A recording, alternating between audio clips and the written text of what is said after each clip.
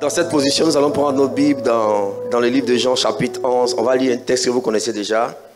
Et nous allons naviguer dans les Saintes Écritures. Dieu nous fera du bien.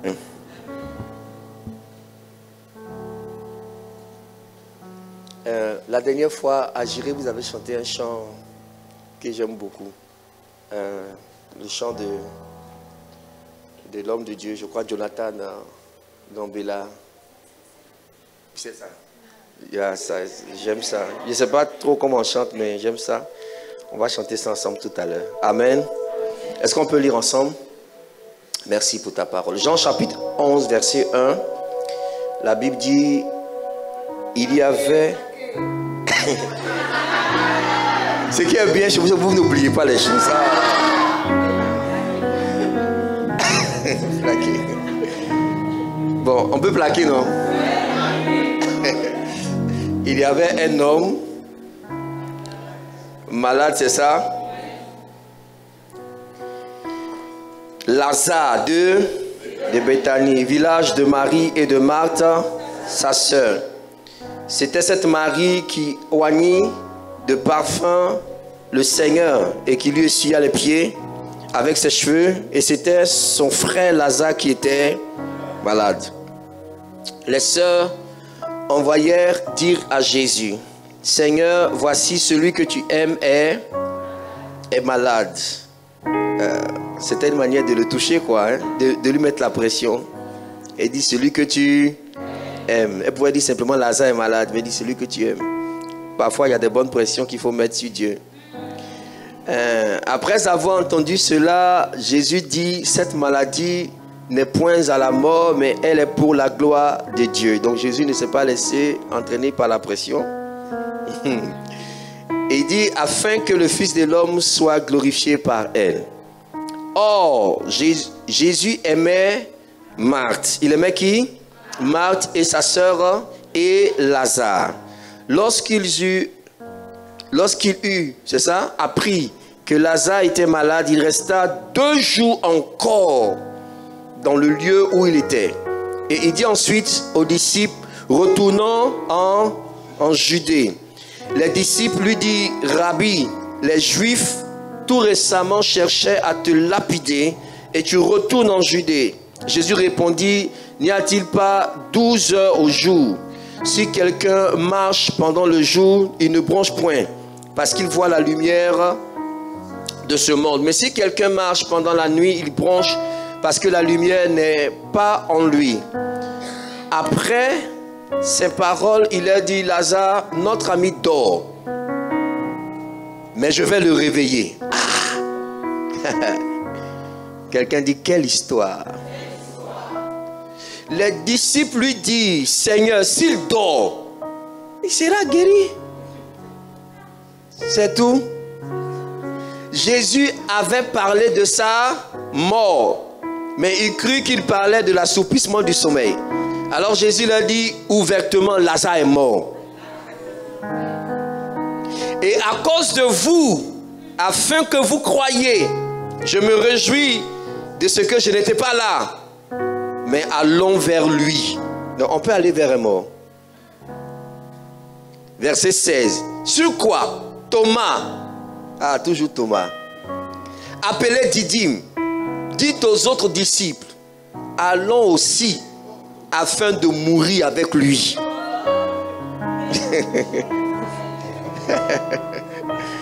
Ah, quelle histoire. Dis-moi franchement, quelle histoire.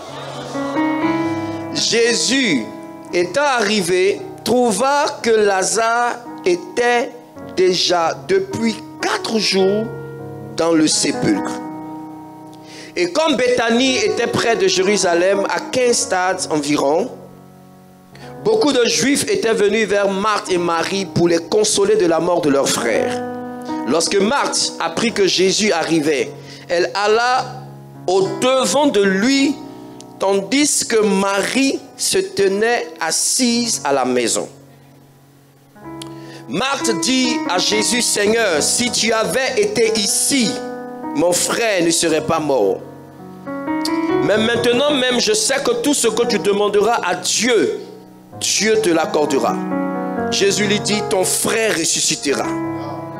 Waouh. Je sais, lui répondit Marthe, qu'il ressuscitera à la résurrection au dernier jour. Jésus lui dit, je suis la résurrection et la vie. Celui qui croit en moi vivra, même s'il meurt. Et quiconque vit et croit en moi ne mourra jamais. Crois-tu cela? Elle lui dit, oui Seigneur, je crois que tu es le Christ. Est-ce que c'est la question qu'on t'a posée? Je crois que tu es le Christ, le Fils de Dieu qui devait venir dans le monde. Tata Marthe, tu ne réponds pas à la question. Verset 28, c'est ça? Ayant ainsi parlé, elle s'en alla. Puis elle appela secrètement Marie, sa sœur, et lui dit, le maître est ici, il te demande. Dès que Marie eut entendu, elle se leva promptement et alla vers lui. Car Jésus n'était pas encore entré dans le village, mais il était dans le lieu où Marthe l'avait rencontré. Les Juifs qui étaient avec Marie dans la maison et qui la consolaient, l'ayant vue se lever promptement et sortir, la suivirent, disant, elle va au sépulcre pour y pleurer. Lorsque Marie fut arrivée là où était Jésus et qu'elle le vit, elle tomba à ses pieds. Elle tomba où? Et lui dit, Seigneur, si tu avais été ici, mon frère ne serait pas mort. Jésus, la voyant pleurer, elle et les Juifs qui étaient venus avec elle, frémit en son sein et fut ému. Et il dit, où l'avez-vous mis? Seigneur lui répondit-il, viens et vois. Jésus pleura. Sur quoi les Juifs disent, voyez comme il aimait. Et quelques-uns d'entre eux dirent, lui qui a ouvert les yeux de l'aveugle, ne pouvait-il pas faire aussi que cet homme ne meure point? Jésus, frémissant de nouveau en lui-même, se rendit au sépulcre. C'était une grotte et une pierre était placée devant. Jésus dit, ôtez la pierre. Marthe, la sœur du mort, lui dit, Seigneur, il sent déjà, car il a 4 jours qu'il est là. Jésus lui dit, ne t'ai-je pas dit que si tu crois, tu verras la gloire de Dieu?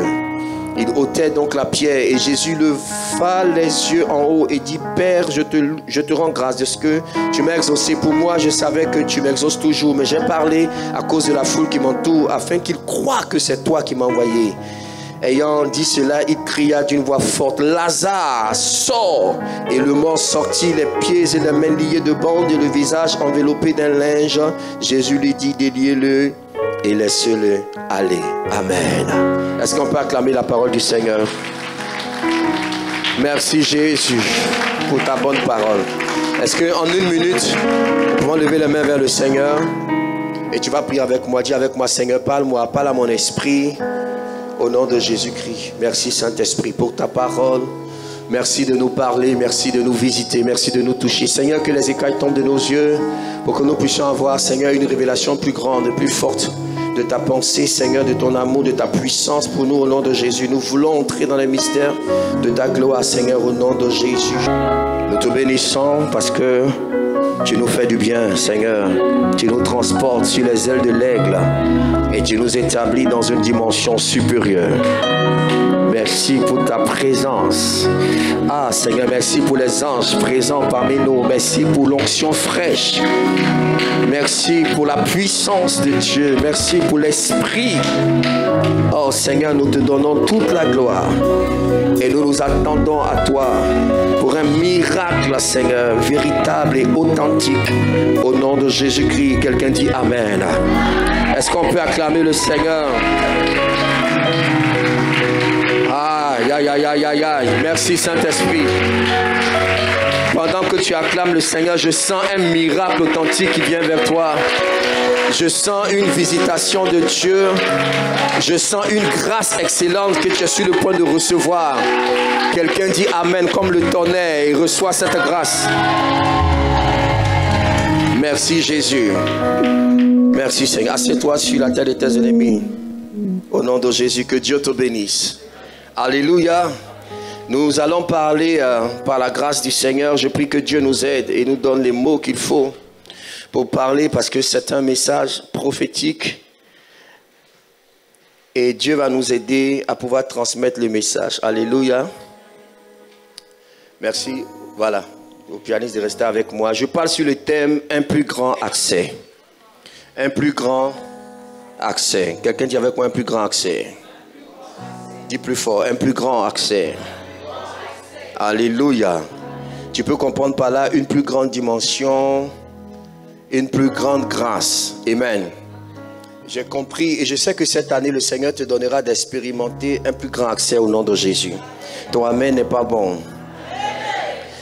Dieu va ouvrir de plus grandes portes pour toi au nom de Jésus. Je suis tellement content lorsque j'entendais Pasteur V nous parler de notre déménagement parce que c'est prophétique, parce que Dieu nous donne un accès plus grand. Est-ce que les prophètes peuvent me donner un bon amen? Un accès plus grand. Dieu nous envoie dans une dimension supérieure. Ce qui me plaît avec le Seigneur, c'est que nous ne restons pas à la même place, mais Dieu nous envoie de gloire en gloire. Tape dans la main de ton voisin, dis de gloire en gloire. Alléluia. Dis un plus grand accès au nom de Jésus-Christ. Vous savez, ce texte-là, c'est l'une des plus belles histoires de la Bible que j'aime beaucoup. Amen. Jésus était très proche de la famille de Béthanie. Béthanie était une ville à environ 2 km de Jérusalem. Et Jésus avait l'habitude d'aller à Béthanie pour se reposer. À Béthanie, il y avait donc son ami qui s'appelait Lazare. Et Lazare avait 2 sœurs, Marthe et Marie. Nous prêchons ensemble ce matin. Amen. Marthe et Marie. Et donc Jésus souvent s'est retiré à Béthanie. Même quand il exerçait le ministère à Jérusalem, le soir, il rentrait à Béthanie où il se reposait, il se restaurait. Et puis le lendemain, il retournait à Jérusalem pour pouvoir prêcher la parole de Dieu. C'est important dans la vie d'avoir un lieu de retraite. Amen. Un endroit où tu es accueilli, un endroit où tu es accepté, un endroit où ton onction est validée. Quelqu'un me dit amen. Alors je prie pour quelqu'un ce matin qui est un peu perdu, qui ne sait pas trop où aller, que Dieu te donne ton Béthanie au nom de Jésus. Et que le Seigneur te donne des Marthe, des Marie et des Lazare.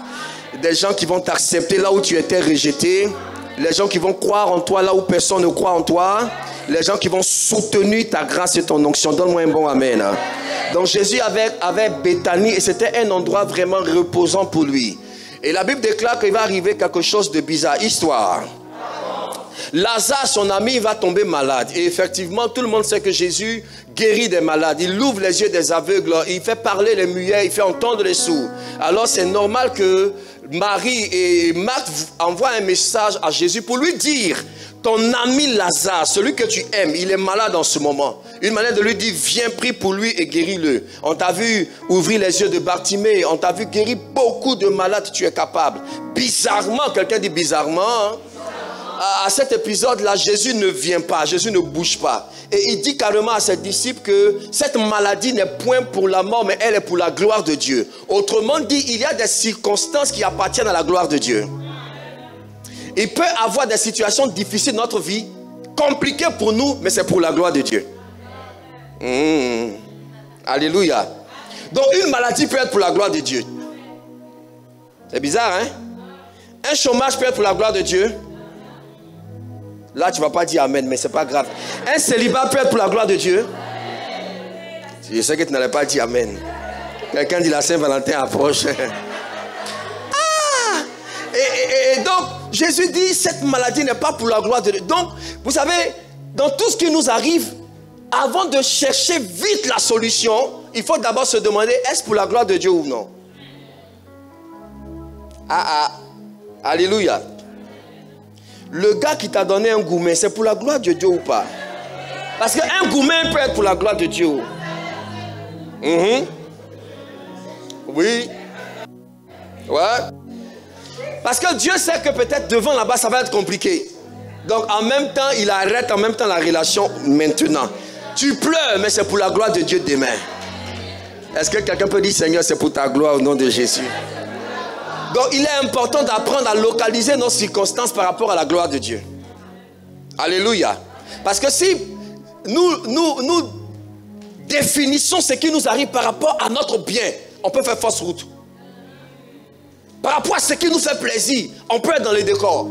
Donc à partir d'aujourd'hui, apprends à distinguer tout ce par quoi tu passes comme étant pour la gloire de Dieu ou pas. Est-ce que c'est pour la gloire de Dieu? La Bible déclare que Paul a prié, il avait une écharpe. Dieu lui a dit 3 fois, mon ami, ma grâce te suffit. C'est-à-dire que ce que tu as là, c'est pour ma gloire. Il dit, arrête. Donc toutes les situations difficiles ne sont pas toujours pour notre malheur.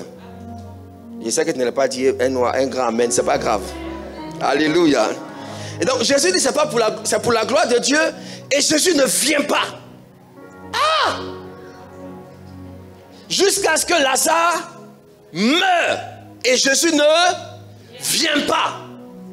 Vous savez, lorsqu'il y a un décès dans une famille, vraiment les plus proches, c'est eux qui arrivent le premier jour. On est d'accord? Donc on s'attendait à ce qu'au moins Jésus arrive pour dire Mat. À Abidjan on dit Yako, c'est ça? Au Cameroun on dit Asia. On dit quoi au Gabon? Hein? Ça va aller, on dit. En tout cas, ça va aller. Au Congo, on dit quoi? Hein? On dit quoi? On dit ça va aller aussi. Bon, ça va aller. Donc, on attendait au moins le ça va aller de Jésus. Et Jésus ne vient pas. Jésus ne vient pas. Vous imaginez? Il ne vient pas le premier jour, ni le deuxième, ni le troisième jour. On a fait le programme des obsèques. Au moins pendant le programme, il va venir. Il ne vient pas. On fait la veillée. Pasteur, veillée funèbre. Jésus, c'est lui qui devait prêcher. Il ne vient pas. Ah! Vous imaginez un peu ce qui se passe dans l'esprit de Marthe et de Marie. C'est comme une trahison, quoi. Et on dit, bon, samedi, la levée de corps, Jésus ne vient pas. L'enterrement, il va faire l'oraison funèbre, il ne vient pas. Jusqu'à ce qu'on enterre Lazare.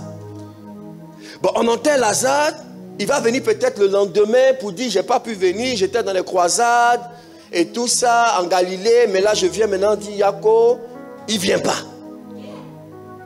Et la Bible déclare que 4 jours après l'enterrement, est-ce que vous remarquez? Vous savez, on lui a dit que Lazare était malade d'abord. Il ne vient pas jusqu'à ce que Lazare meurt. Maintenant, quand il arrive là, on l'a déjà enterré, ça fait 4 jours.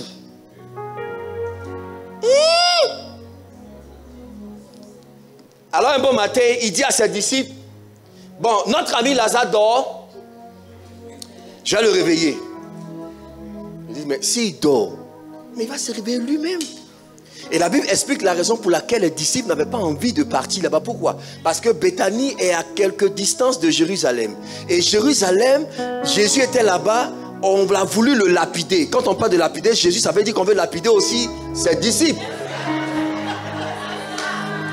Ils sont donc en danger de mort. Quelqu'un me donne un bon amen. Et donc, il dit que lui, il va retourner à Béthanie qui est à quelques distances de Jérusalem. Il dit non, on ne va pas là. Allons en Galilée, allons loin. N'est-ce pas? Et donc ils disent à Jésus, mais il n'y a pas longtemps que les Juifs veulent te lapider. Et toi, tu nous dis de retourner. Il dit, bon, en fait, je vous dis la vérité. Lazare est mort. Et je me réjouis de ce que je n'étais pas là. Afin que vous puissiez croire. J'imagine quelqu'un dit, mais qui t'a dit que depuis on ne croit pas en toi? On croit déjà. Tu n'as rien à nous prouver. On croit. On croit même. C'est quoi tu veux nous démontrer? Si on a tout laissé qu'on a avec toi, c'est parce qu'on croit. Il dit, mes amis, allons. Donc, je peux imaginer la pensée des apôtres sur le chemin. Vous dites, le monsieur là même là, qu'est-ce qu'il a dans la tête? Est-ce qu'il est normal?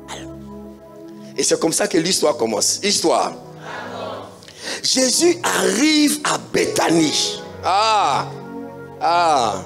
La prédication commence. Alléluia. Jésus arrive où? À Béthanie. Et quand il arrive, la première personne qui a l'information, c'est qui? C'est Marthe. On est d'accord? C'est Marthe. Marthe a l'information que Jésus est là. On est d'accord? Et la Bible précise dans le texte qu'on a lu que Jésus aimait Marthe. On précise Marthe d'abord. Jésus aimait Marthe. Il aimait sa soeur et il aimait Lazare. On est d'accord? Dans ce message de ce matin, on va faire une analogie entre Marthe et Marie. Alléluia. Parce que je vais vous parler des clés pour accéder à une plus grande dimension. Quelqu'un dit amen bien.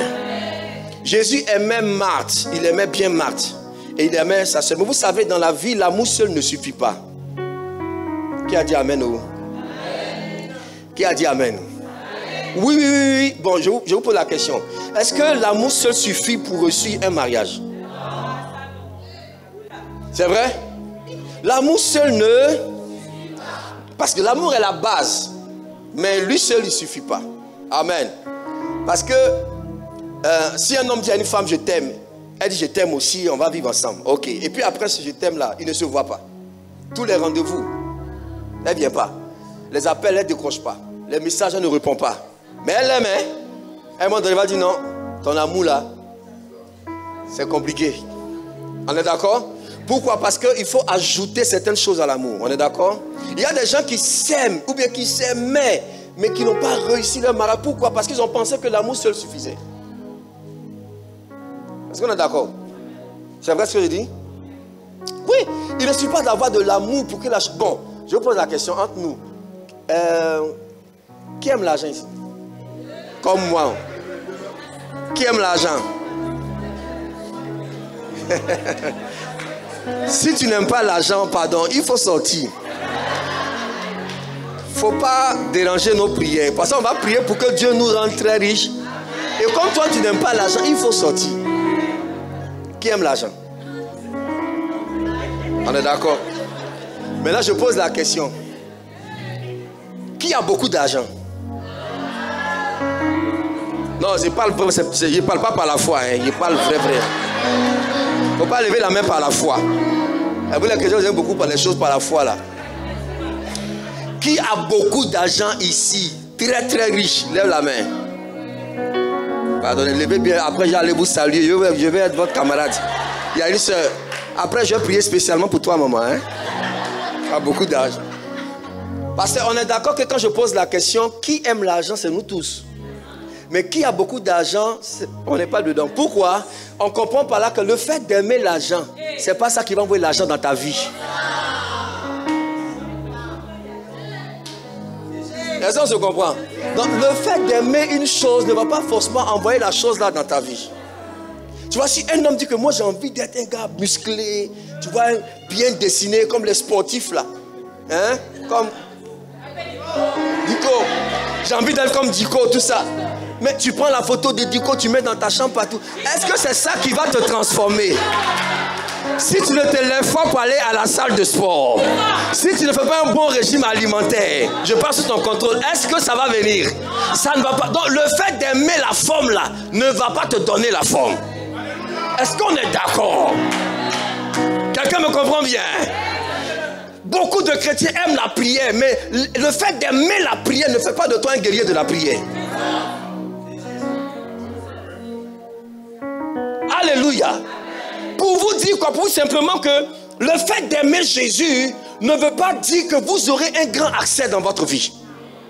Je vous dis la vérité. Vous pouvez aimer Jésus et être limité dans votre destinée. Vous pouvez aimer Jésus et avoir des combats compliqués dans votre vie. C'est pour ça que Dieu m'envoie ce matin afin que tu aies un accès supérieur au nom de Jésus. Ton amen n'est pas fort. Et après ce message, tu vas traverser des barrières au nom de Jésus. Alléluia. La Bible dit que Jésus aimait Marthe, mais on voit que Marthe était limitée par rapport à Marie. Pourtant, on a dit qu'il aimait Marthe. Mais Marthe, à un moment donné, dans cette histoire, a été bloquée. Regardez. Marthe vient et Marthe dit à Jésus, Seigneur, si tu avais été là, mon frère ne serait pas mort. Est-ce que vous êtes d'accord avec moi que ce que Marthe a dit à Jésus, c'est la même chose que Marie a dit à Jésus. Mais la réaction de Jésus dans les deux cas, c'est différent. Vous n'avez pas remarqué ça? On est d'accord, non?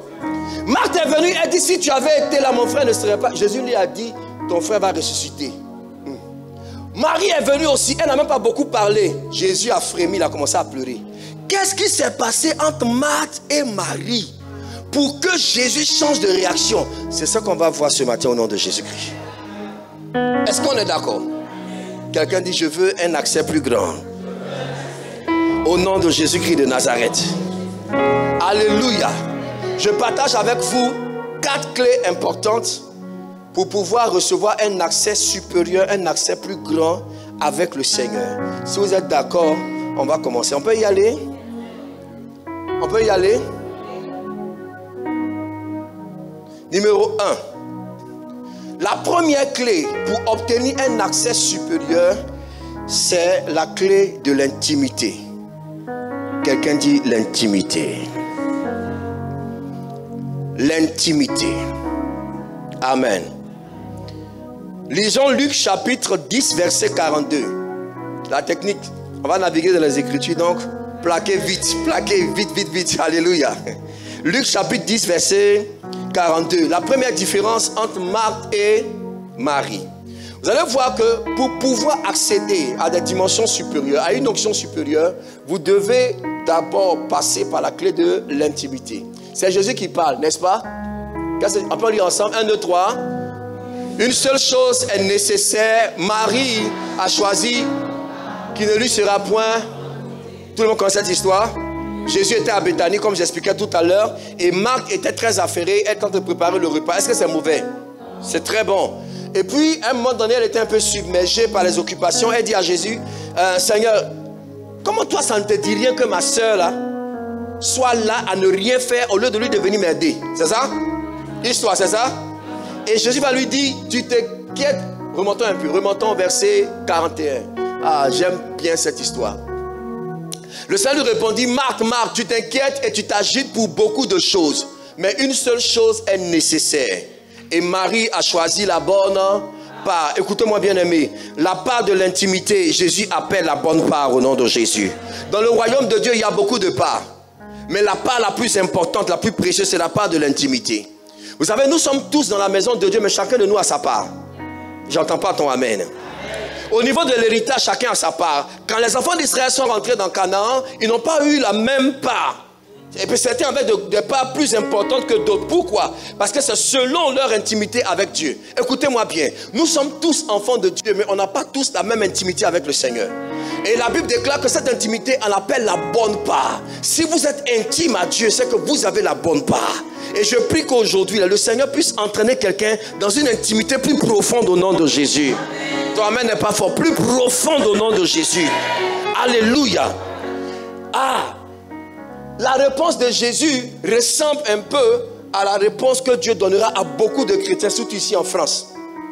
Parce que vous inquiétez pour beaucoup de choses. Ouais, c'est pas facile. Vous avez beaucoup de choses. Le travail, la famille, les enfants, le boulot, les invitations, plein de choses. Et vous inquiétez pour beaucoup de choses. Mais le Seigneur dit, une seule chose est nécessaire. C'est la part de l'intimité. Écoutez-moi bien, enfants de Dieu. Le diable utilise les occupations comme un piège pour détruire l'intimité dans la vie de beaucoup de chrétiens. Il y a des choses qui semblent légitimes et normales, mais c'est un piège du diable. Être très occupé au boulot. Très occupé, même le dimanche tu travailles. Ah, c'est le travail, c'est le travail. Mais ce travail-là peut être un piège pour ta destinée. Ah, tu ne me dis pas amen. Hein? Amen ou ça t'énerve? C'est amen ou ça t'énerve? Ah, ok. Écoute-moi très bien. Le diable est spécialiste dans cette technologie-là d'occuper les enfants de Dieu pour tuer leur intimité avec le Seigneur.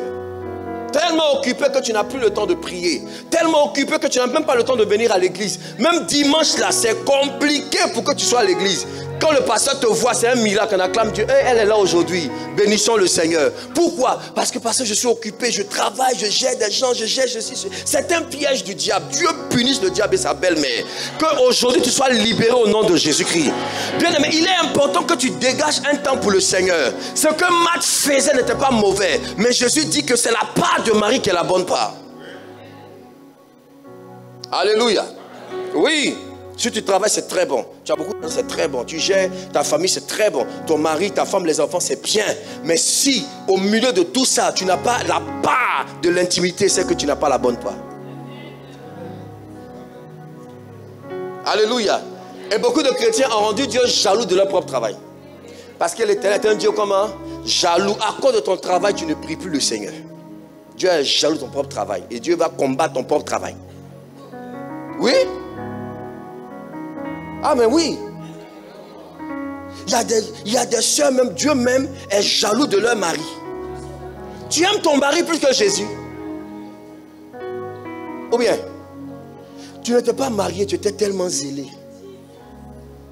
Tu étais toujours à l'église. Et tu priais le Seigneur. Depuis ton mariage maintenant, oh mon mari, hein? Mon mari, mon époux, le dimanche, on doit aller en famille. Mon époux, le dimanche, on doit s'occuper des enfants. Ah bon? Dieu dit, ah bon? C'est avec moi tu fais ça. Abidjan dit, c'est moi. Ça dit, moi, c'est à moi tu fais ça. Lorsque tu étais célibataire, tu étais attaché à moi. Tu pouvais adorer Dieu pendant 2 heures, 3 heures. Depuis que tu es marié, quand tu pries, Seigneur, merci, je te rends grâce pour mon époux, pour mes enfants, pour le travail, au nom de Jésus. Ah bon? Frère, il ne faut pas faire le Seigneur va combattre ton mari pour rien. Dieu là, en même temps qu'il te bénit, il peut être lui-même l'obstacle à ta propre bénédiction. Je parle ou bien je ne parle pas? Vous voyez un Dieu qui envoie Moïse. Moïse est en train de partir obéir à ce qu'il lui a demandé. Et ce même Dieu se dresse contre Moïse pour tuer Moïse. Il y a quoi? Tu m'envoies, je m'en vais et tu veux me tuer. Pourquoi? Parce que Moïse n'a pas pris le temps de circoncire son fils. Alléluia. Ce n'était pas un problème quand il était dans le désert. Mais c'est devenu un problème quand il allait en mission. Il y a des choses que Dieu peut accepter dans votre vie. Mais quand vous le levez pour une autre dimension, la chose devient un problème.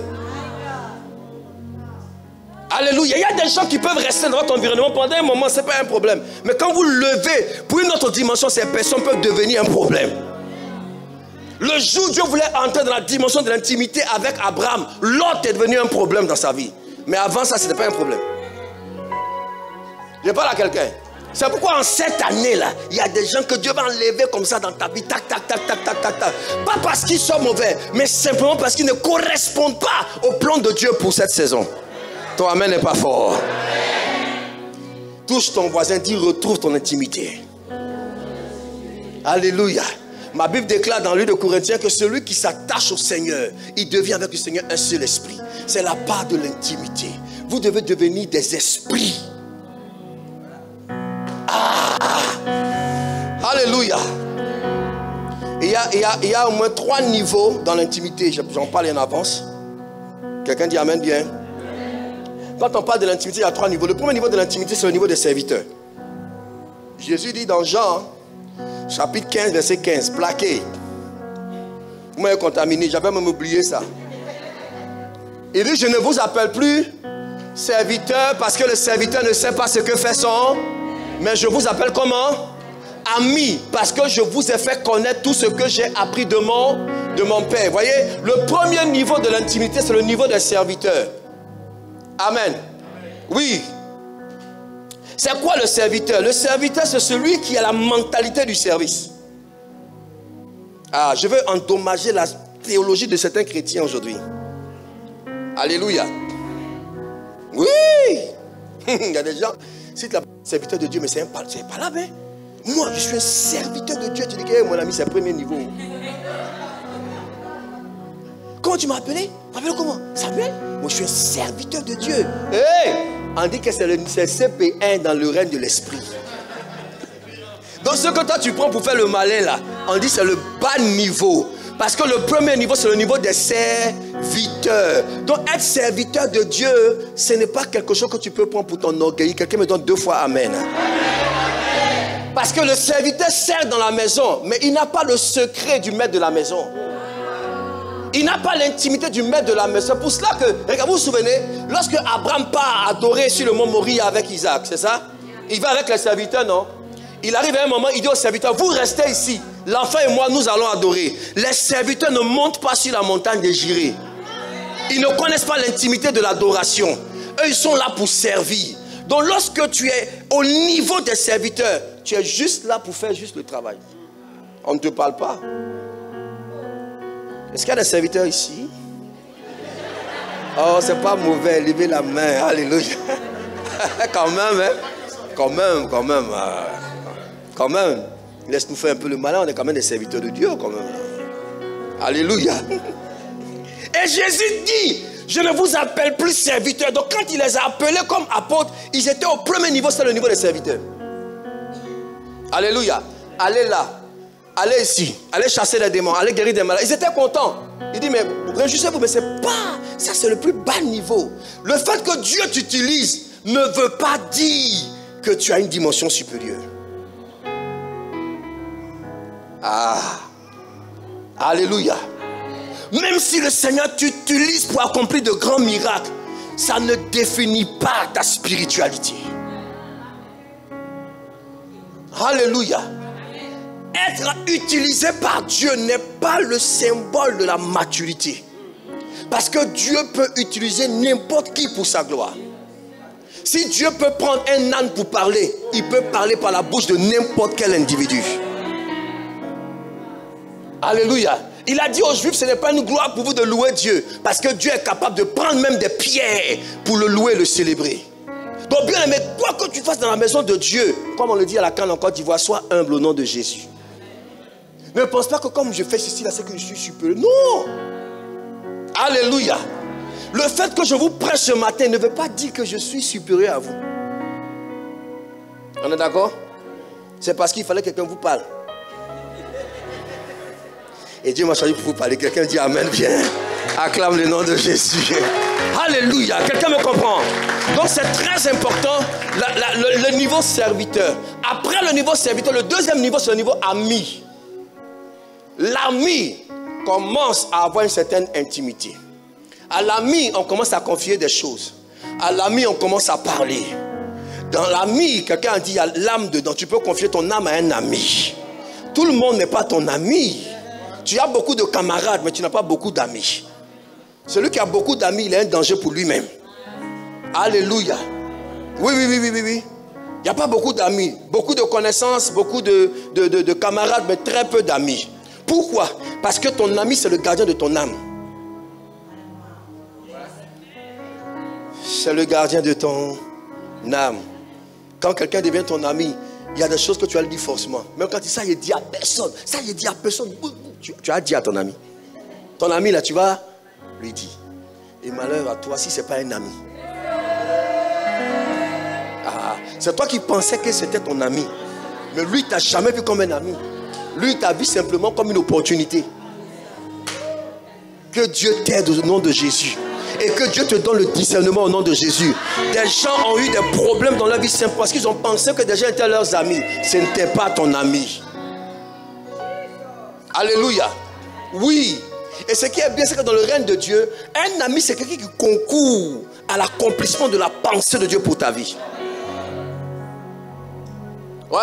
Même s'il fait des choses que tu ne comprends pas, même s'il se lève contre un moment donné de ta vie, tant que ce qu'il fait, c'est pour la gloire de Dieu, là, c'est que c'est un ami. Ouais. J'ai été surpris de voir que Jésus un jour a appelé Pierre Satan. Or, c'était son bras droit. Pourquoi l'appelait Satan? Parce que Pierre a proposé une chose qui n'était pas dans le plan de Dieu pour Jésus. Jésus a dit, je vais mourir. Il dit, tu ne meurs pas, petit. Reste tranquille. Tu es Jésus, mais moi, je suis ton grand frère. Toi, tu vas mourir ici. Mais Jésus a des paroles bizarres. On a tout laissé. On a tout évacué à cause de toi. Et puis tu dis que, bon, je m'en vais mourir. Et puis nous, on devient quoi?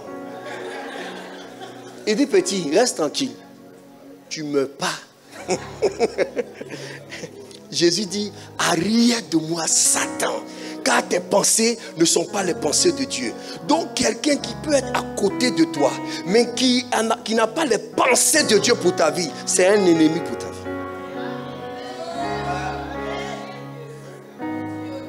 Alléluia.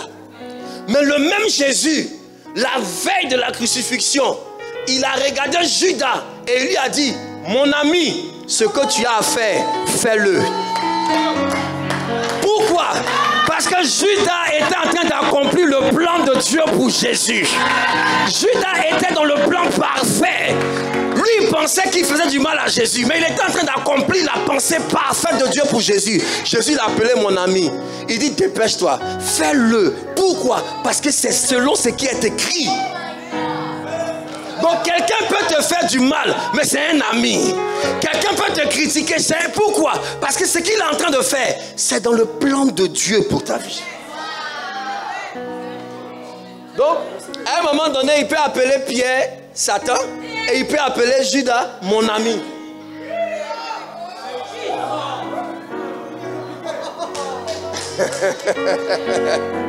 Touche ton voisin, dis ami ou bien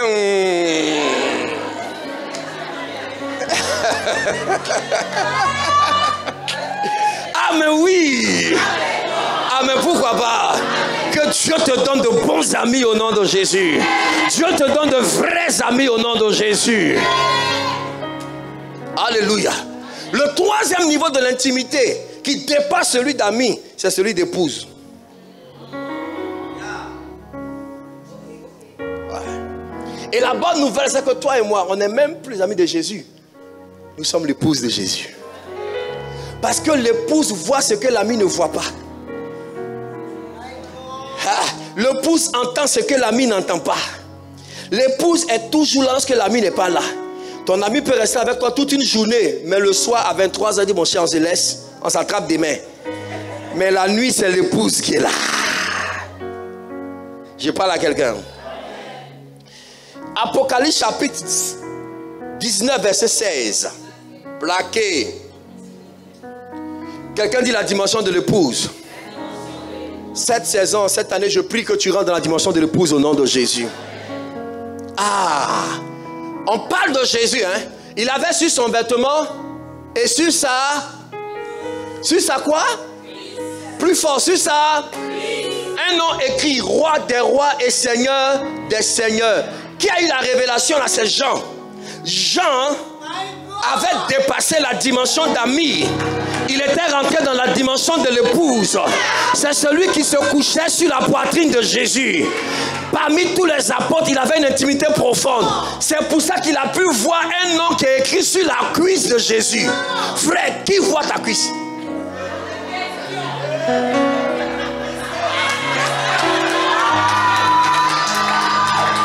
Tous ceux qui ont décrit Jésus, ils ont décrit sa tête, ils ont décrit ses cheveux, ils ont décrit ses yeux, ils ont décrit ses pieds, ils ont décrit ses mains. Jean est le seul qui a décrit ce qu'il a vu sur sa cuisse.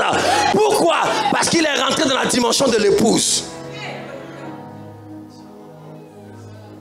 Aucun homme de Dieu n'a pu décrire ce qui était sur la cuisse de Jésus.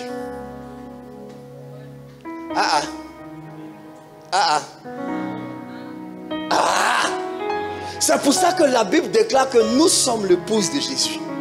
Ça parle d'une intimité profonde. Donc, bien-aimé, ne te réjouis pas parce qu'on t'appelle serviteur de Dieu. Réjouis-toi parce qu'on t'appelle épouse de Jésus. Ton amen n'est pas fort. C'est pourquoi la Bible déclare que le jour des noces de l'agneau pasteur, il aura quoi? Il aura qui? Il aura les amis de l'époux, qui sont tous les prophètes de l'Ancien Testament. Et il aura l'épouse. Et la position que nous aurons est une position supérieure à celle des saints de l'Ancien Testament. Parce que eux, ce sont les best man de l'époux. Et nous sommes l'épouse de Jésus. Dans un mariage, là, quelle est la personne? Hein? Quelle est la star dans un mariage? C'est l'épouse. Tout le monde attend l'épouse. Amen. Même si l'époux n'est pas trop sapé, ce n'est pas trop grave. Mais si l'époux s'est amusé, que sa robe est vilaine, l'attachement qu'on va lui donner. Parce que la gloire du mariage, c'est l'épouse. C'est la raison pour laquelle Jésus ne vient pas. Il est en train de préparer son épouse. Parce qu'il ne veut pas que les anges au ciel attachent son épouse. Donc chaque fois qu'un chrétien ne vit pas dans la volonté de Dieu, il est en train de dénaturer l'épouse de Jésus.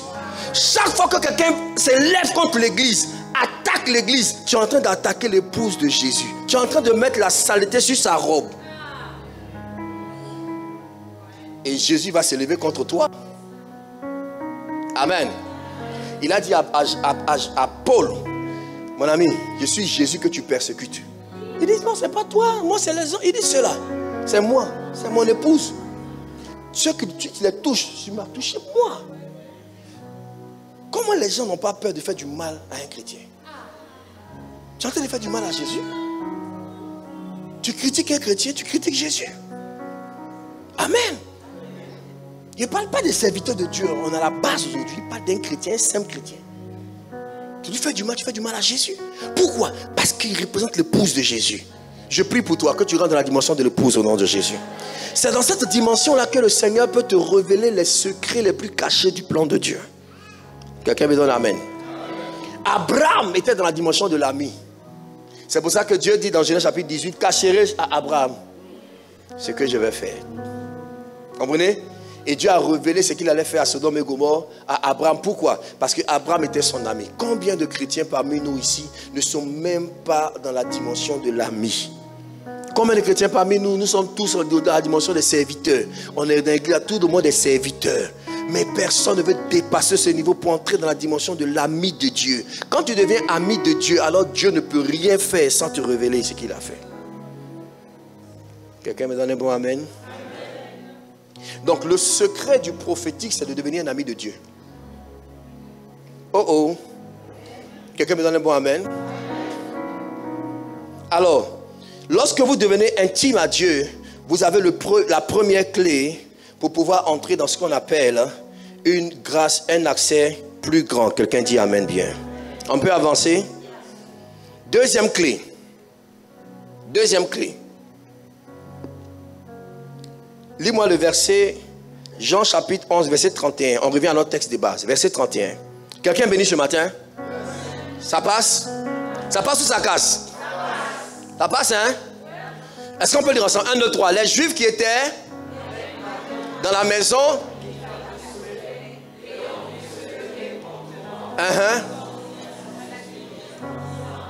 Elle va au sépulcre pour y pleurer. La deuxième clé pour accéder à une onction supérieure, c'est la promptitude. Quelqu'un dit la promptitude. Le zèle. La promptitude. Je vais vous expliquer que dans le règne de l'esprit, être prompt, c'est une grande bénédiction. Alléluia. Vous savez, dans la dimension de l'obéissance à la parole de Dieu, il y a encore des niveaux. Je ne vais pas trop insister là-dessus. Mais quand Dieu vous parle et vous mettez du temps pour obéir à la parole de Dieu, vous pouvez manquer la grâce qui est attachée à cette parole de Dieu pour votre vie. Quelqu'un me comprend? C'est pour ça, regardez bien dans la Bible, depuis la Genèse, Abraham, tous ceux qui ont marché avec Dieu, quand Dieu leur parlait, parfois vous allez voir, il se leva très tôt, très tôt, très tôt, très tôt. En fait, le très tôt manifeste la promptitude avec laquelle les gens obéissaient. Ils couraient avec la parole que Dieu leur donnait. Quelqu'un me donne un bon amen. Vous savez, la lourdeur, c'est le fait, j'aime Dieu, mais je suis lourd. J'aime Dieu, mais c'est compliqué. Dieu dit, lève-toi, prie à minuit. Seigneur, à 2h du matin, Seigneur, c'est pas grave. Il y a plus quand même. Waouh. Tu vas prier à 2h, mais ce ne sera pas pareil que si tu priais à l'heure indiquée. Pourquoi? Parce qu'il y avait quelque chose que Dieu voulait libérer pour ta vie. Quelqu'un me dit un bon amen. Vous savez, c'est pour ça qu'une clé pour entrer dans une dimension supérieure, c'est être prompt à obéir à Dieu. C'est être prompt à faire ce que Dieu vous demande de faire. C'est très important. Alléluia. La manière dont vous venez à l'église décrit vraiment ce que vous pensez de Dieu. Alléluia. Tu as des chrétiens qui sont venus en retard. Pourquoi? Parce que eux-mêmes leur vie là, c'est tout en retard. Alléluia. Oh. Dieu te demande de jeûner 3 jours. Depuis ça fait 6 mois. Bon, je sens qu'il doit gêner. Hein. Je sens, hein. Toi tu es dans sensation seulement. Tu vas gêner quand? On est d'accord? La promptitude. C'est pour ça, chaque fois, quand Dieu parle à quelqu'un, il dit d'abord toujours, lève-toi. Vous n'avez pas remarqué ça? Lève-toi, lève-toi. Même le fils prodigue, là, il dit, je me lèverai. J'irai vers mon père. C'est la promptitude que Dieu regarde.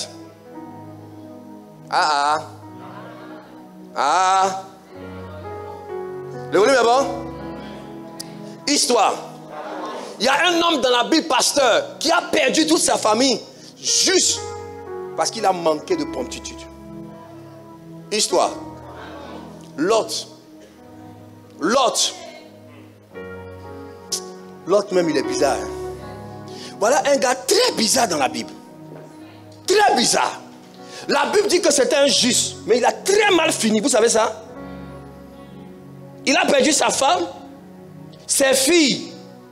Les filles là aussi, vraiment. Elles disent qu'il n'y avait pas d'homme dans le pays. C'est faux.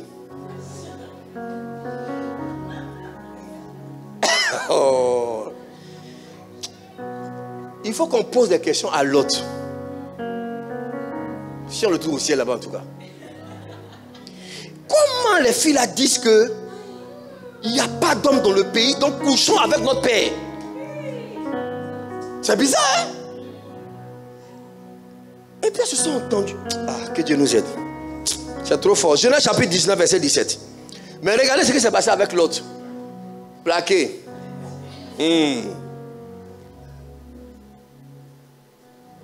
Genèse combien? 19. Verset combien? C'est ça? Est-ce que la parole te fait du bien? Après les avoir fait sortir, c'est l'ange, n'est-ce pas? L'un des anges dit, sauve-toi, pourquoi? Lisez avec moi, pour ta vie, ne regarde pas en et ne t'arrête pas dans toute la plaine. Sauve-toi vers où? Dis plus fort, vers de peur que tu ne... Donc l'ordre de Dieu était de quel côté? La montagne. On est d'accord? La grâce était localisée du côté de la...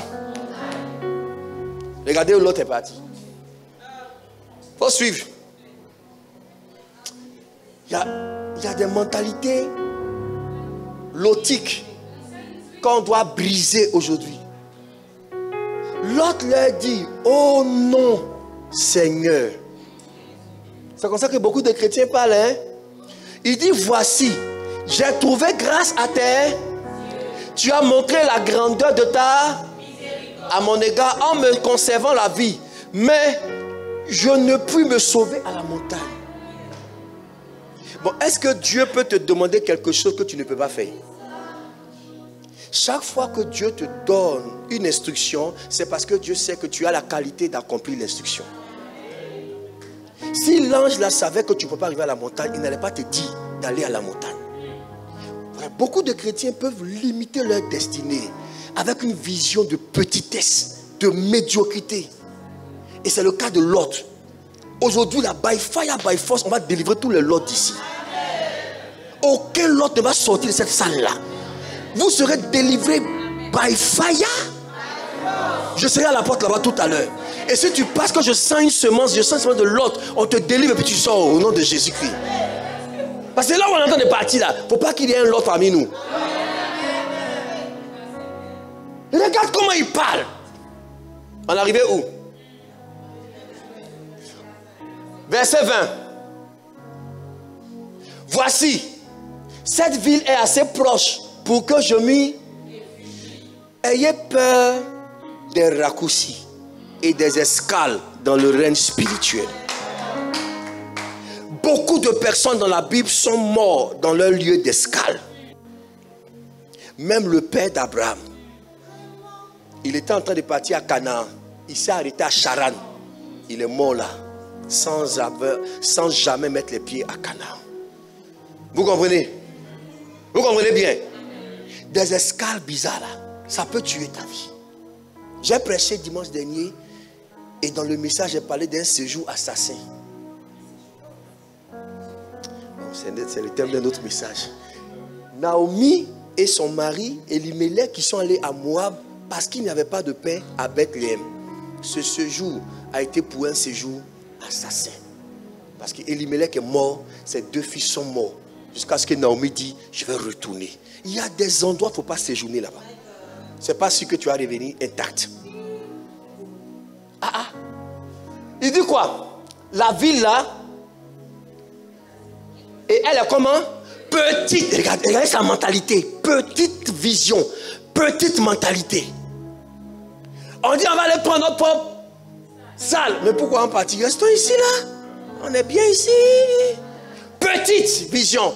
Il dit, oh, que je puisse m'y... N'est-elle pas... Il insiste, hein? Et que mon âme... Le problème avec Dieu, c'est que Dieu ne va jamais au-delà de votre pensée, de votre mentalité et de votre foi. Si votre foi s'arrête à Noisy-le-Grand, vous allez rester à Noisy-le-Grand hier, aujourd'hui, éternellement. Si votre foi s'arrête à un certain niveau de 1500 € de salaire, vous allez rester là pendant 20 ans. Parce que Dieu ne va pas dépasser ta foi, ton niveau de pensée. C'est pour ça, avec Dieu, pense à grand. Fais le geste avec moi. Pense. Alléluia. Il faut tirer ta pensée pour dire, Dieu, moi je crois que tu es capable de me bénir terriblement. Je crois que tu es capable de me donner au moins 10 voitures en cette année. Alléluia. La foi là, hein? Dieu ne va pas te dire pourquoi tu as eu la foi en moi dans cette dimension. Il faut croire, ça fait quoi? Est-ce qu'on paye? Il faut croire. Est-ce qu'on a mis quelqu'un en prison parce qu'il a la foi? Bien au contraire, il faut croire. Croire que Dieu peut faire des choses incroyables avec toi. Quelqu'un me donne un bon amen. Croire qu'il est capable de te bénir. Il est capable de bénir ta famille. Il est capable de bénir tes enfants. Il est capable de faire des choses incroyables. Ça finit. Le problème de la foi, Karel, c'est que tu te demandes toujours, on se demande toujours, mais et si ça n'a pas marché? Tu comprends? C'est ce qui bloque. Mais quand tu te dis que je n'ai rien à perdre, tu as vu les éléphants, non? Ils ont pris 4-0 là. Quand ils sont revenus, ils disent qu'on est déjà morts. On nous a ressuscités. Donc, même si on a perdu, on s'en fout. Ils ont joué comme ils n'ont jamais joué. Pourquoi? Parce qu'ils n'avaient rien à perdre. Ce sont les calculs qui détruisent ta foi. Ah Seigneur, la calculatrice. Seigneur, si je donne ça là, est-ce que je pourrais finir le mois? Seigneur, si je m'en vais prier la nuit là, est-ce que le matin j'aurai la force de faire à manger? C'est ça, ces calculs là qui te paralysent. C'est les calculs. Voici le monsieur, on lui dit va à la montagne. Lui il est en train de calculer une petite ville. Regardez la suite, verset 21. Est-ce qu'on est ensemble ce matin? Oui. Il lui dit, voici, je t'accorde encore cette grâce et je ne détruirai pas cette ville dont tu parles. Voyez? Ce n'est pas tous les exaucements là, de Dieu là, qui sont bons. C'est pas bon, hein? Ça se comprend bien. Ça va? Regarde la suite. À toi de dire, car je ne puis faire. Jusqu'à ce que tu sois. C'est pour cela que l'on a donné à cette ville le nom de Soa. Soa veut dire petite. Et dans l'église, il y a des habitants de Soa. Petite vision, petite mentalité, petit salaire, petite maison, studio, c'est comme ça. Oh Seigneur, petit studio. Et puis il prie, oh Seigneur, je te rends grâce parce que tu m'as béni. Qui t'a béni comment? Tu m'as donné un toit pour dormir. Merci Seigneur, merci Jésus. Ça c'est quoi? Alléluia. Ah, ceux à qui tu prêches l'évangile, quand ils te voient, est-ce qu'ils vont avoir la foi de venir à Dieu même? Hein? Parce qu'il y a un évangile là, quand tu regardes, tu dis que oui. Justice de Dieu. Il y en a.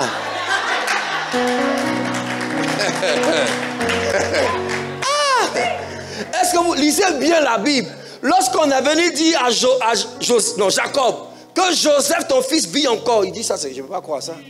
N'est-ce pas? La Bible dit non, lisez bien. On allait dire à Joseph que ton papa ne croit pas. Hein? Il dit ok, c'est pas un problème. Merci maman. Il a pris des chars. Glenn, avec l'or, l'argent, les chevaux. T'as dit qu'un cortège de gloire. Quand ils sont arrivés à Canaan, quand Jacob, la Bible déclare que son esprit s'est réveillé. Mais c'est ça. Toi, depuis tu parles en ne t'écoutes pas là, c'est parce qu'ils n'ont rien vu. Ils n'ont rien vu. Je prie que tu rentres dans la dimension où tu vas moins parler, mais les gens vont voir beaucoup de choses au nom de Jésus. Donne-moi un amen comme le tonnerre. Alléluia. Déconnecte-toi des petites choses. Il dit la ville là s'appelle Soa. Et regardez ce qui va se passer. Verset 23. Allons rapidement. Le soleil se levait sur la terre lorsque Lot entra dans Soa. On y va. Alors l'Éternel fit pleuvoir du ciel sur Sodome et sur Gomorrhe du soufre et du feu de par l'Éternel. Verset 25. Il détruisit ces villes, toute la plaine et tous les habitants des villes et les plantes de la terre. Dieu n'a rien laissé. La femme de Lot regarda et devint. Pourquoi elle a eu le réflexe de regarder en arrière? Parce qu'ils étaient dans la vallée. s'ils étaient sur la montagne, elles n'auraient pas regardé en arrière.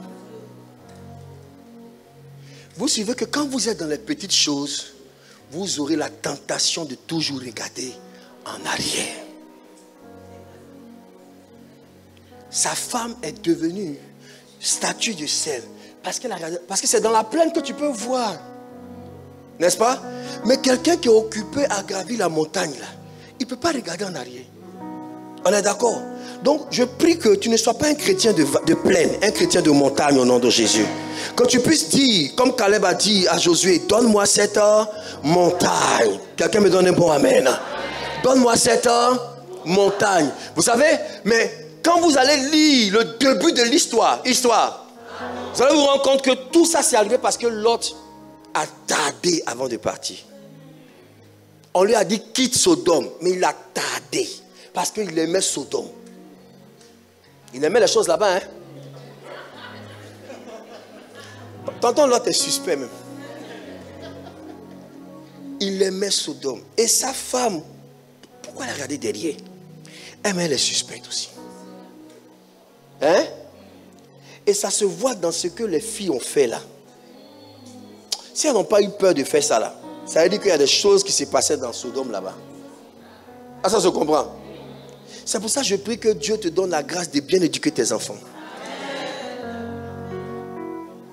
Ça ne suffit pas de les envoyer seulement à l'église. Prends le temps de leur parler de l'évangile. Prie avec eux.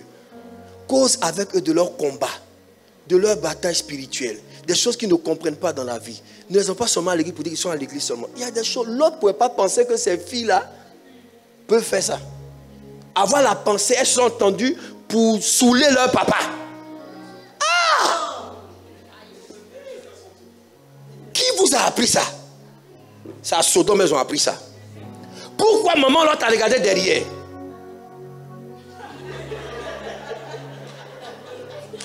Dieu seul sait qui a laissé là-bas. Il n'a pas dit ce qu'elle a laissé, hein. Qui elle a laissé. Quelqu'un me donne un bon amen.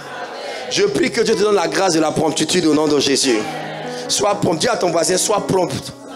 On va aller rapidement. Troisième clé pour terminer. Non, pour l'avant-dernière, oui. C'est la clé de la fidélité et de la ténacité. Pour pouvoir entrer dans une onction plus grande, il faut pouvoir être fidèle et loyal. La fidélité dans le service de la maison de Dieu, la fidélité auprès d'un oint de Dieu. Servir Dieu n'a jamais été chose facile. Mais si vous avez de la ténacité, cela va vous ouvrir de très grandes portes au nom de Jésus. La Bible déclare que Élisée suivait qui? Élie. Et c'est tout un parcours. Ils sont arrivés à Bethel. Élie lui a dit, arrête ici, l'Éternel m'envoie à Jéricho. Il dit, l'Éternel est vivant. Ton âme est vivante. Je ne peux pas te laisser. Il a suivi. Dès là, l'Éternel m'envoie au Jourdain. Il dit, je ne te laisse pas. Donc, étape après étape. C'est très difficile que de servir un homme de Dieu. Je n'ai pas entendu amen, non? Or, le problème, c'est que vous ne serez jamais serviteur de Dieu tant que vous n'avez servi un homme de Dieu. C'est pour cela que la Bible déclare Josué serviteur de Moïse. Avant de devenir serviteur de l'Éternel, il était d'abord serviteur de Moïse. Pour être un grand leader, il faut d'abord être un bon disciple. Tous ceux que vous voyez élevés dans un puissant leadership, c'est des hommes et des femmes qui ont servi des hommes. Donc toi qui dis je ne veux pas servir un homme là, qui va te servir? Alléluia. Oui, parce que beaucoup disent non, moi c'est Dieu, je ne sais pas les hommes. On sert Dieu auprès d'un homme. Et c'est le service là qui va t'ouvrir les portes au nom de Jésus. Quelqu'un me donne un bon amen. Ça va te sembler fou parfois, mais même dans les petites choses, lorsque tu sais, c'est là que de grandes clés te seront données au nom de Jésus. Dis à ton voisin, accepte de servir. Un de mes fils m'a surpris un jour, il y a longtemps, quelques années. Il est venu me voir, il dit, papa, Dieu m'a dit de te servir. Il dit, comment ça? Il dit, oui. Il m'a marqué, hein. Il ne travaillait pas, c'était pas évident pour lui, pas marié. Et puis il vient, il me dit, Dieu m'a dit, chaque matin, de venir très tôt, je prends l'eau et puis je dois laver, nettoyer ta voiture. Pourquoi? Non. Il dit si. Et partout, tout ce que tu dois faire, même les petites courses, je vais aller faire ça pour toi. Il était tellement sérieux et insistant, il dit ok. Et chaque matin, il vient. Il a sa culotte comme ça, pasteur. Et puis il lave la voiture. Dehors, hein, la voiture est dehors. Il lave la voiture. Ça me dérange. Mais il dit, c'est Dieu qui lui a dit. Il a fait ça 1 semaine, 2 semaines. La 3e semaine, Dieu a commencé à ouvrir des portes terribles dans sa vie. C'était même un scandale dans l'église. On dit, waouh. Paf, il a eu un travail. Cadre dans une entreprise. Paf, il se marie. Avec une sève dangereusement glorieuse.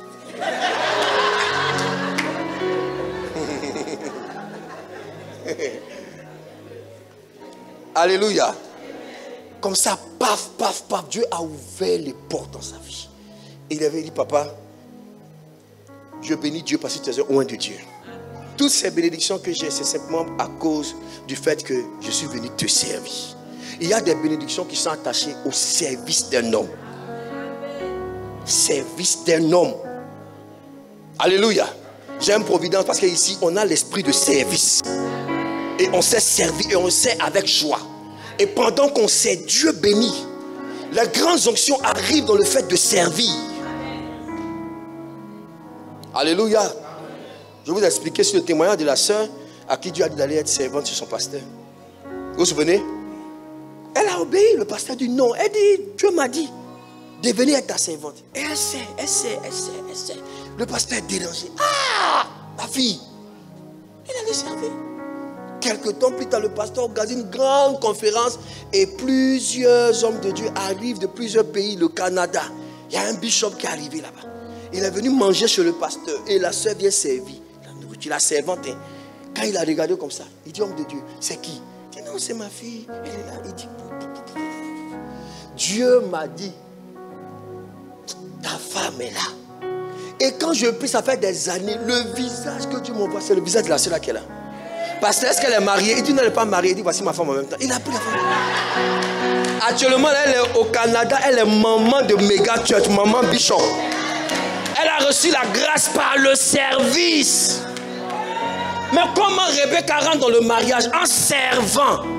Elle a puisé de l'eau pour les chameaux. Toi, tu comptes sur make-up pour te marier. Reste là. Make-up. Faut te make-upper seulement. Faut pas servir. Il y a une grâce dans le service. Tu comptes sur ta beauté seulement. Ok. Que Dieu nous aide. Quelqu'un est béni ce matin. Dis Seigneur, donne-moi la grâce de servir. Regarde, être tenace. Être tenace. Quand vous servez, vous serez découragé. Vous allez avoir des paroles blessantes. Les gens vont vous faire des choses, vous persécuter. Mais si vous restez pour dire je suis focalisé, la grande grâce viendra. Aucun service n'est facile. Hein? Aucun service. Ouais, on va te brimer, on va te dire beaucoup de choses. Mais reste tenace. Dieu va te bénir au nom de Jésus. 4e et dernier point. Ah, j'aime ce point. Une clé majeure pour entrer dans un grand accès. Pourquoi je parle de ce message-là? Parce que Dieu m'a dit que cette saison, ici à l'église, des gens doivent entrer dans de grands accès. Spirituellement comme financièrement, socialement au nom de Jésus-Christ. Quelqu'un me donne un point, amen.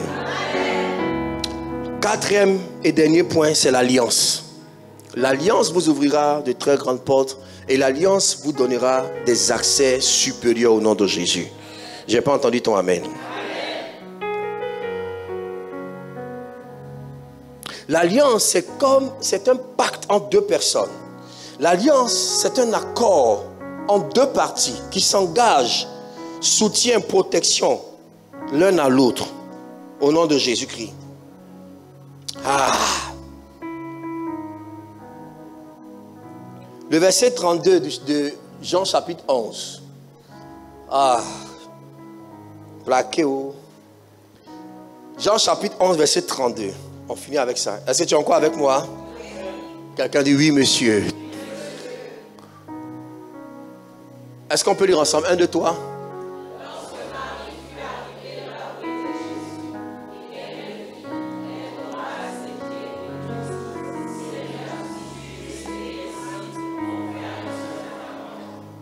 Waouh.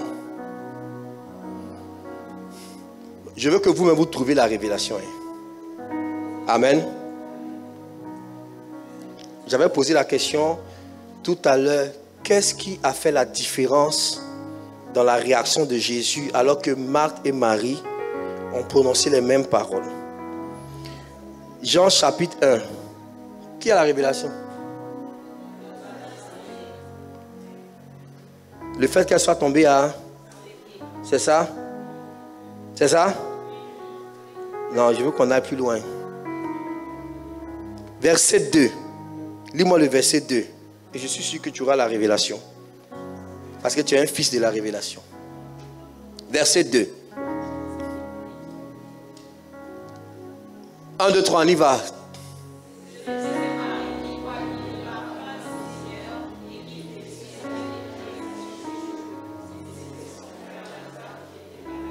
Amen. Tu as la révélation? Hein? Je vais t'aider un peu. La Bible s'explique par elle-même. Amen. La Bible elle-même nous donne les réponses aux questions que nous nous posons. Ma question a été la suivante. Marthe est venue et la Bible déclare que quand Marthe est venue, elle a dit à Jésus, si tu avais été là, mon frère ne serait pas mort. Jésus a parlé avec elle, rien ne s'est passé. Et la Bible précise, pasteur, que Jésus est resté à la même place. Vous savez, c'est votre niveau de révélation qui fait bouger la main de Dieu. C'est votre niveau de révélation qui fait avancer Jésus.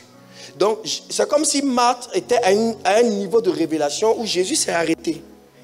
Il s'est arrêté. Vous comprenez? Il ne pouvait plus avancer. Et il attendait. Lorsque Marie vient, elle dit les mêmes paroles. N'est-ce pas? Mais effectivement, comme vous l'avez dit, elle va se jeter à ses pieds. Et ça va faire toute la différence. Pourquoi? Parce que, j'aime la parole de Dieu. C'est doux, hein? Alléluia. Lorsque Marie, elle est venue, elle a dit ce que Marthe a dit. Mais elle a attrapé les pieds de Jésus. Elle est en train de dire à Jésus, souviens-toi. C'est ça. Lorsque tu étais dans la maison de Simon, ce Simon ne t'a pas donné l'eau pour laver tes pieds. C'est moi qui suis rentré dans la pièce et j'ai mouillé tes pieds avec mes larmes. Il ne t'a pas donné de linge pour essuyer tes pieds. J'ai pris mes cheveux et j'ai essuyé tes pieds. C'est pour ça que la Bible commence en racontant l'histoire pour dire que c'est cette Marie. Les mots ne sont pas vains. C'est cette Marie qui fit quoi? Qui oignit Jésus, un grand parfum, et lui essuya les pieds avec ses cheveux. C'est pour cela que quand elle était dans des problèmes, elle est venue aussi à ses pieds. Donc la puissance de l'alliance est telle que Jésus s'est rappelé que cette femme-là avait été à mes pieds dans une certaine circonstance. C'est la même femme qui est venue encore à mes pieds dans cette circonstance. Il a commencé à frémir en lui-même. Et il dit, où l'avez-vous mis? Pourquoi? Parce que dans l'alliance, si mon allié a un problème, le problème de mon allié est mon problème. La situation de mon allié est ma situation. Jésus se devait de réagir. Pourquoi? Il y avait comme une alliance entre Marie et Jésus au niveau des pieds de Jésus. Et c'est cette alliance que Marthe n'avait pas.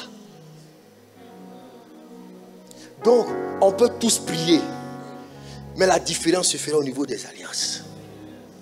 Toi, tu as une alliance avec Dieu à quel niveau? Seigneur, Seigneur, Seigneur, d'accord. Mais Seigneur, pourquoi? Et la Bible déclare que c'est en ce moment que Jésus est avancé. Pourquoi? Parce que l'alliance de Marie a fait bouger Jésus.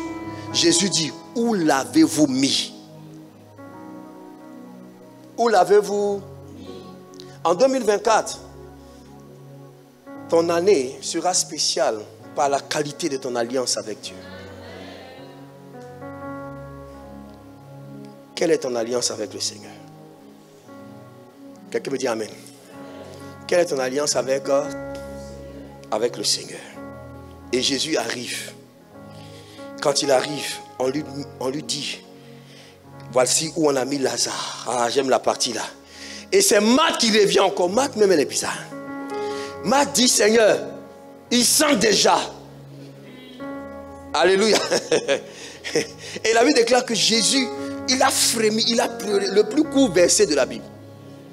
Jésus pleura. Et parfois on se pose la question, mais pourquoi Jésus a pleuré? Pourquoi il a pleuré? Prêchez avec moi. Pourquoi Jésus a pleuré? Parce qu'il aimait. Ouais. Parce qu'il aimait. Hein? Par compassion, oui. Oui. Prêchez avec moi. Il a senti la tristesse. Moi, je vous ai pas vu être très spirituel. L'affaire est tellement simple. Alléluia. Pourquoi Jésus pleura? Oui. Parce que Marie... Oui. Non, elle est très, très, très, très spirituelle. Que Dieu te bénisse, maman. C'est ça, ce qu'elle a dit. C'est effectivement cela. Alléluia. Mais je fais court et simple. Pourquoi Jésus a pleuré, pasteur? Jésus a pleuré parce que Marie pleurait. Un allié, il pleure si son allié pleure. Il rit quand son allié rit. Il danse quand son allié danse. Alléluia.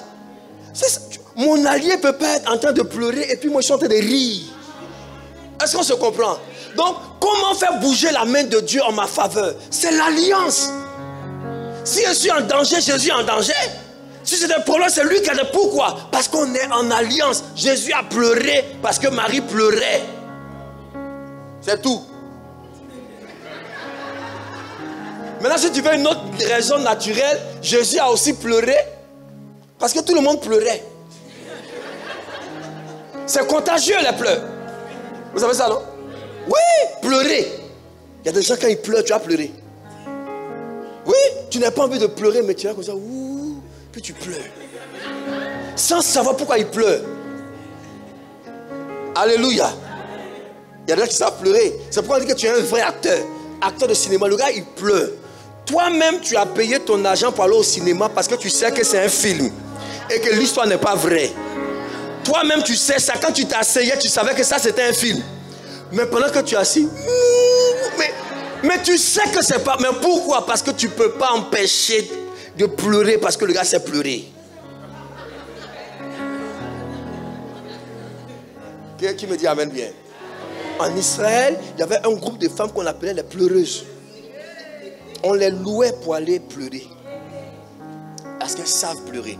Elles ont une technologie de pleurs. On a ce même groupe-là en Côte d'Ivoire. C'est des femmes bêtées. Oui. Oui, c'est des pleureuses. Elles sont en Côte d'Ivoire, c'est des bêtées. On les paye, hein? Oui, on les paye. Ça veut dire que... Parce que les bêtées aiment beaucoup les funérailles, hein? Est-ce qu'il y a un bêté ici? Il n'y a pas, il l'a confirmé. Ah, il y a un petit doigt là-bas. Elle va confirmer. Les bêtés, ils ne s'amusent pas avec les funérailles. Oui. Et des funérailles où on pleure beaucoup, ça réussit.